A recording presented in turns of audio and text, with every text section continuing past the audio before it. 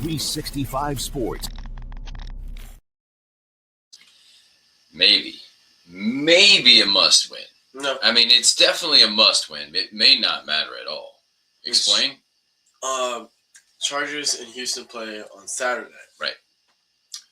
So, with that being said, Mm-hmm. if Houston wins, Colts are out of the playoffs. Doesn't matter anymore. But if Houston loses, the Colts must win on Sunday. And if they do win, then there are a lot of things going into it, but then the game is decided next week. Right. It's pretty much, yeah. So, we can get more onto that if that happens.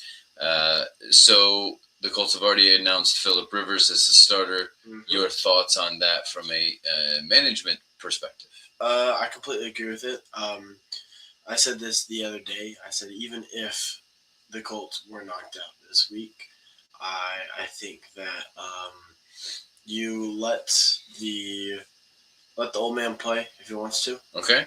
What's 2 games going to do, especially in games that theoretically don't matter? So you don't want JT getting hurt. You don't want your big stars getting hurt. So you probably won't play them in those games because they literally don't matter. Okay. So I say let the old man play, even if Texans. You wouldn't give learning a possibility to Riley? No, because I think you're going to rest people if Houston wins, and you don't need because you're already at the point in the season where you're too high up to get a really good draft spot, right? But you're not. But you're not making the playoffs. So what's the point in continuing to play your starters? I gotcha. So it'll be like another preseason game, and why do that? I say it's more beneficial for the organization that watched Phillip Rivers play 2 games than Riley Leonard. All right. Well, there you go. I'm Kevin. This is Liam, my son, and we are the Unstable Blues. Happy all Indiana 365 Sports Indiana for the Sports Network. Welcome back, Colts. Jaguars. What is definitely a must-win with the vaccine involved. Will the Colts be alive or give them the pressure? Let's go all in and find out. Yes, you can follow us on TikTok and Instagram at 365 Sports Indiana. And don't forget to like and subscribe on YouTube or wherever you get your podcasts. So yes. I figured it was appropriate.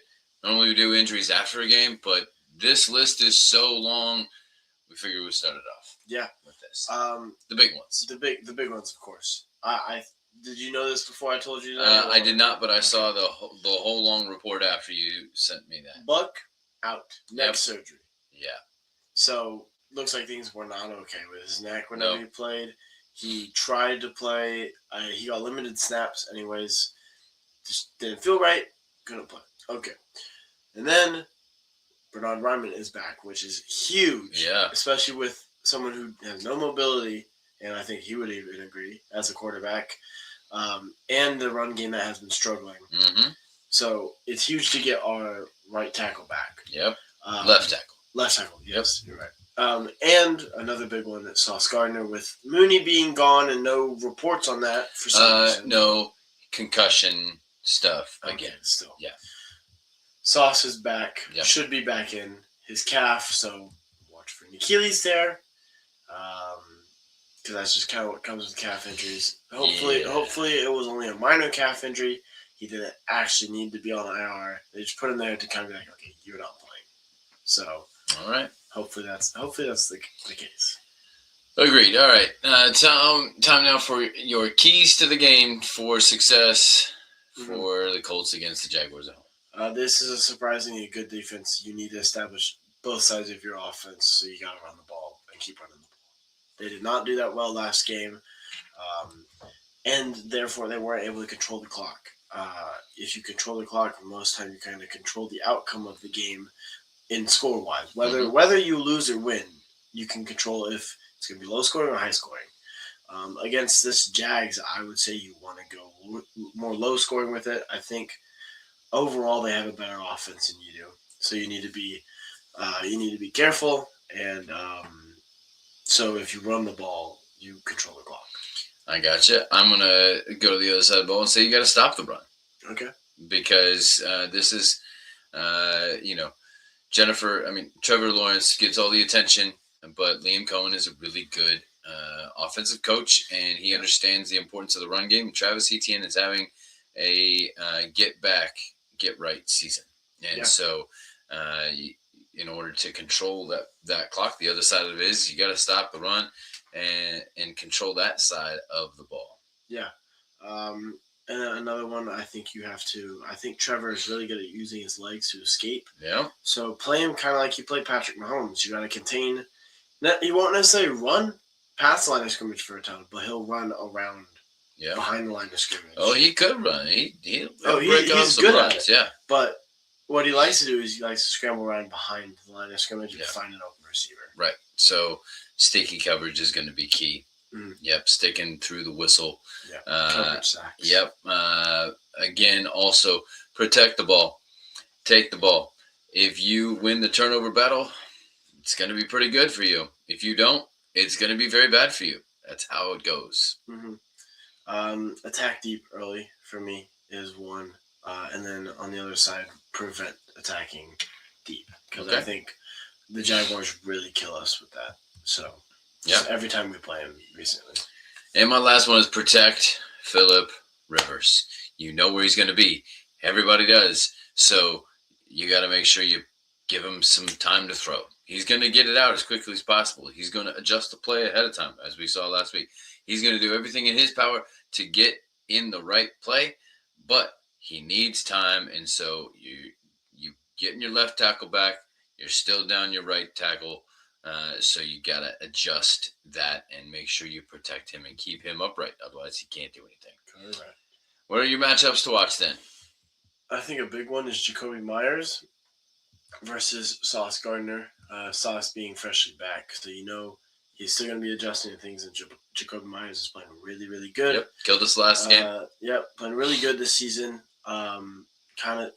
He has been Trevor Lawrence's first in target. Yep, since getting there, yep. Yep, Brian Thomas has been more of a big play kind of guy. Kind of like a George Pickens, CeeDee Lamb type of thing. Nowhere near as good for either of them, but same type of thing, Pickens being the spectacular catching and all that. And CD being the main guy. But they're both very crucial. So whether that be Jalen Jones on Thomas or Mekhi Blackman, whoever it is, and then Sauce on Myers or whoever it is, because I believe he could switch on to Thomas as well. So that's a big one for me. I'm going to play your game with the run game and say Jonathan Taylor versus Devin Lloyd and Foye Oluokun, the linebacking core. The main linebacking core for the Jaguars. Once again, it's your offensive line's job to make the initial hole. It's your running back's job to take care of the linebacker, to beat the linebacker in some way, shape, or form to get to that second level, and then it's foot race. So that's the matchup I'm looking at for Jonathan Taylor, because they're going to be keyed up on him because they know that Phillip Rivers is not a running threat. So they know if it's going to be run play, they know who it's going to be. And so they can key off of that. So it's going to take some patience, going to take some juke moves to get there. Yeah. I got two real quick ones, both coaching. Okay. Shane Steichen versus the Jaguars coaching staff. And himself, honestly, because he has not been coaching well as of recent at all.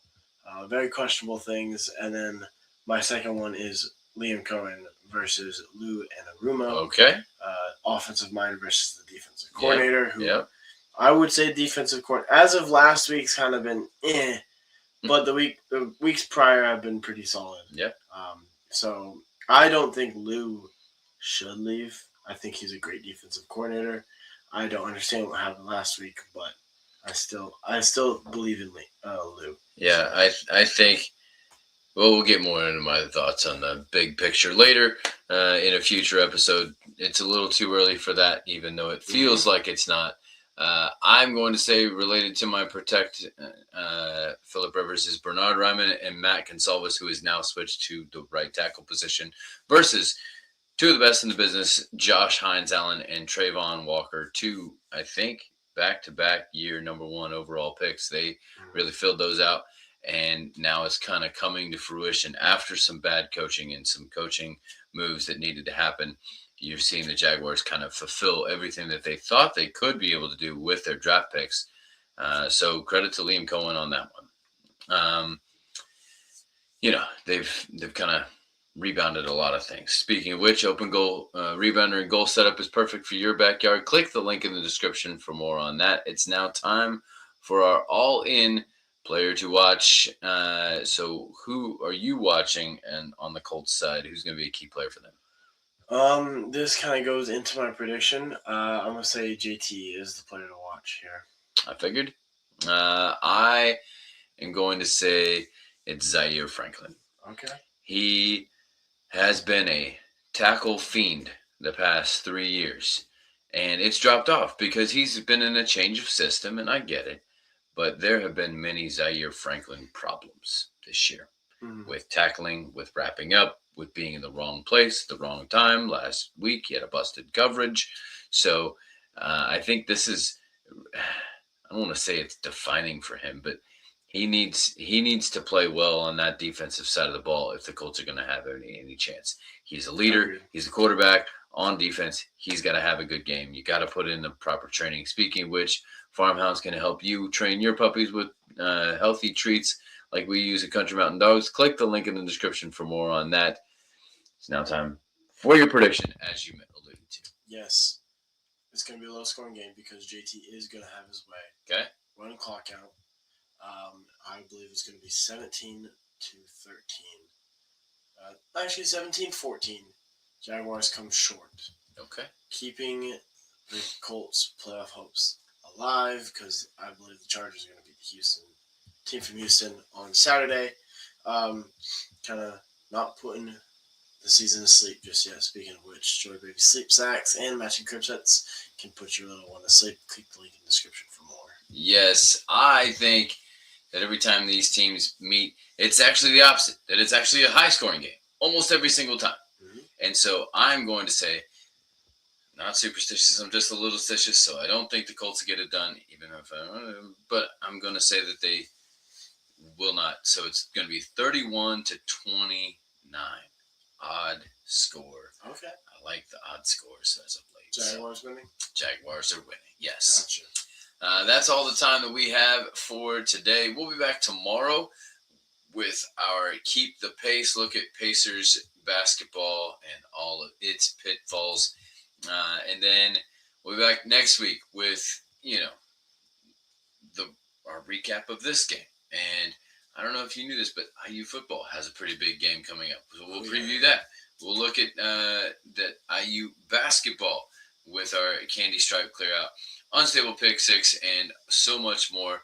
So we will see you next week. Yes, this is Liam. And this is Kevin. Reminding you to stay 365 Sports Indiana. 365 Sports